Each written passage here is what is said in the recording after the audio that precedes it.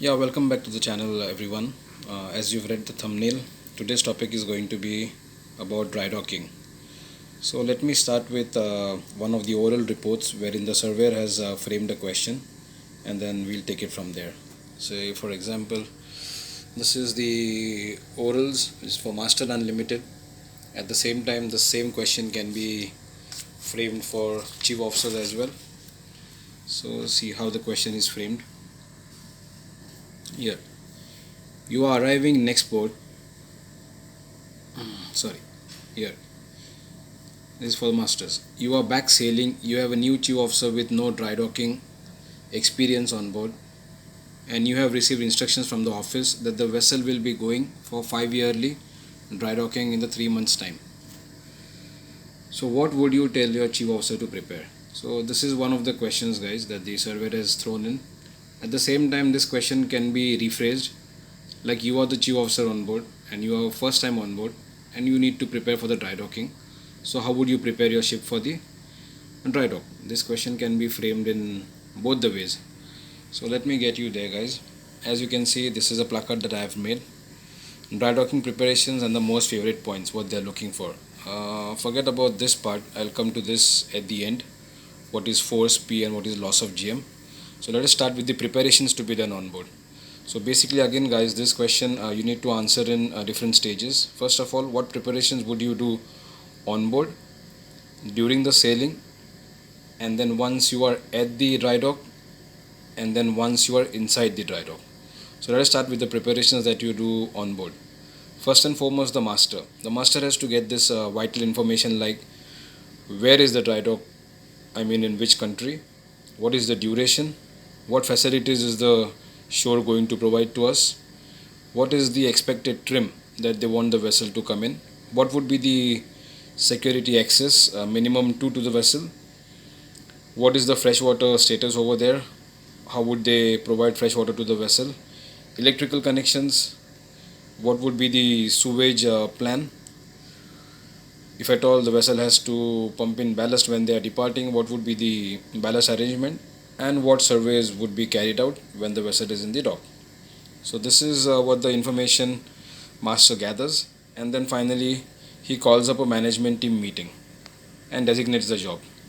So as a chief officer, you would be preparing the repair list, you would be making ready the docking plan, and you should know the location of the transducers, location of the bottom plugs. With regards to your cargo, what cargo is the vessel going to be with when the vessel is in dry dock? Most probably she is not going to have any cargo, but there have been cases where the vessel has gone inside the dry dock with the cargo on board. The blocks that you would require when the vessel will be in the dry dock. If at all she is gone previously, she will have a docking plan. If not, you will have to get one. The chief engineer has to prepare the engine room repair list. So these are the jobs that will be designated by the master to the chief officer and the chief engineer. Okay, the most favorite questions or the most failing questions. Difference between a docking plan and a dry docking plan.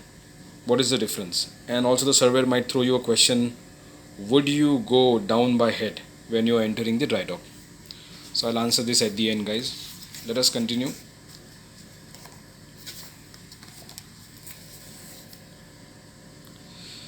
Yeah, once the jobs are finalized, carry out a risk assessment.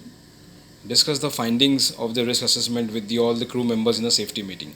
Why is this mentioned over here? This is because there might be some jobs that the office might want the ship's crew to do it, like painting in certain areas or checking off certain areas and stuff like that. So you need to carry out a risk assessment and find out what jobs exactly the crew is going to do, and you need to allocate the duties as per that. Okay, prepare the vessel that you would prepare for any other port. I mean the arrival preparations that you would be doing for any other port. Just prepare the vessel in the same way, and then sound all the tanks before the arrival to reduce the FSC as much as possible. There might be any slack tanks, so just pump them out. If at all you need to keep the ballast in, make sure that they are fully pressed up. So this is the preparation that you would do during the sailing. Now once inside the dry dock, bottom plugs are to be marked and taken in the chief officer's custody. Cover the transducers and the anodes. Gas filling certificate if at all your vessel is a tanker before they carried out any jobs. And conduct a meeting with the dry docking personnel. Okay, now over here you can see I have written the most favorite failing points are the rudder bottom plug, rudder trunk, and boxing up of the manhole for the log. Why is this written is the surveyor might throw up a question to you that now all the jobs in the dry dock have been completed, so what would you check before the vessel is ready and you allow them to flood the dock. So don't forget to mention this, that the rudder is checked, that the bottom plugs are back in place, rudder trunk if at all it was open is been shut off, and any logs, manholes like the Doppler log or any other logs which were opened up, if these manholes are whether they are boxed back or not. Now he might ask you a question as well, what should be an acceptable trim to enter the dry dock? The answer is very simple guys, a trim which gives a P force in such a manner that at the critical instant your GM of the vessel is not compromised. Now what does that mean? You guys must be knowing the force P which acts upwards. So let me give you a brief explanation about that. Here, the critical period starts when the stern touches, and it is also applicable while leaving the dock. That means the vessel is coming onto the blocks and the stern touches. From that time until the bow sits onto the blocks, it is called as the critical period. The critical instant is the time when the stern touches the first block. So at that time what happens is there is a force P, and how is that calculated? Trim multiplied by MCTC upon LCF. This is the time when the vessel will be losing her GM, and you don't want the GM to be in such a way that she goes into a negative GM and starts toppling off or starts getting list and stuff like that. So that is what is meant to be like. She should have a GM in such a way that when the vessel is at her critical instant or the critical period, her GM should not be compromised. Okay, so this is it about the dry docking. Now there was a failing question which I told you in the beginning, difference between the docking plan and the dry docking plan. So let me just tell you all the other plans that will be used up as well. So various plans that the ship would use for dry docking: a GA plan, general arrangement plan for the general overview of the vessel; a docking plan, detailed plan view seen from the bottom, shows all the openings on the bottom including the openings from the main C section, are used for normal dry docking and not suitable for heavy collision or when the bottom is damaged. This plan becomes fail if you are using it as for the damage purposes. Shell expansion plan, marking location of the hull damage, finding the areas of painting surfaces like top sides, bottom areas, butt top areas, and thickness of the original strake. Now here comes the capacity plan.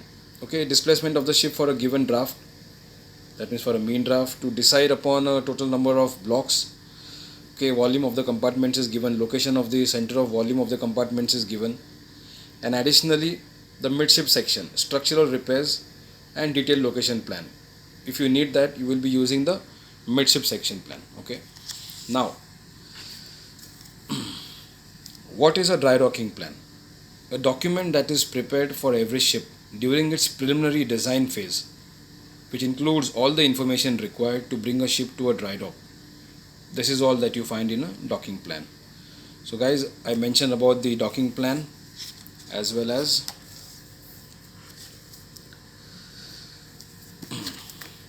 so yeah, this was a dry docking plan and this was your docking plan. So you should know the difference for both. So this is it regarding your dry docking. As I mentioned, that there are many reports in which people have been asked over the dry docking and stuff like that. So I hope this sounds good and this will be helpful for your orals when you are asked a question about the preparations of dry docking and what all things do you do. I hope this video was informative guys. Do let me know in the comment section what do you think, and if at all you have not subscribed to the channel, please do subscribe and share. Thank you very much guys. Stay tuned.